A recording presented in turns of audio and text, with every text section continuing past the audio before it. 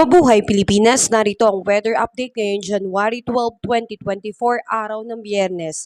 Ang shoreline ay patuloy pa ring nakakaapekto sa Bicol kaya asahan ang maulap na panahon na may kasamang pag-ulan. Sa ilang bahagi ng Luzon, ang hanging hamihan naman ay makakaapekto kaya asahan pa rin ang maulap na panahon sa lugar lalo na dito sa atin sa Metro Manila.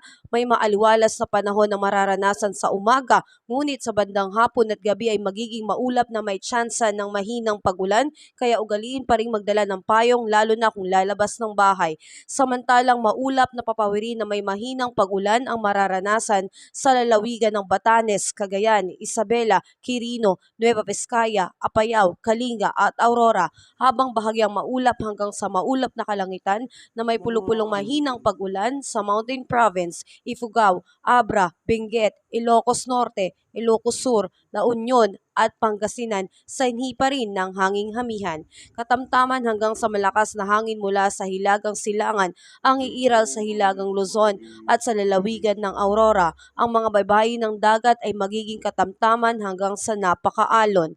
Sa lagay ng panahon ng baybayin ng ating karagatan ay may binabapong gale warning signal sa Batanes, Ilocos Norte, Cagayan, including Babuyan Island, Isabela at Aurora, kaya hindi po muna pinapayagang pumalaot ang ating mga mangingisda dahil sa badya ng malakas na alon sa karagatan. Ito po ay mapanganib.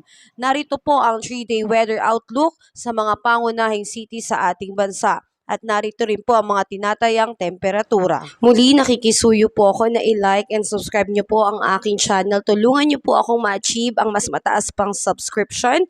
Muli, salamat at ingat ang lahat.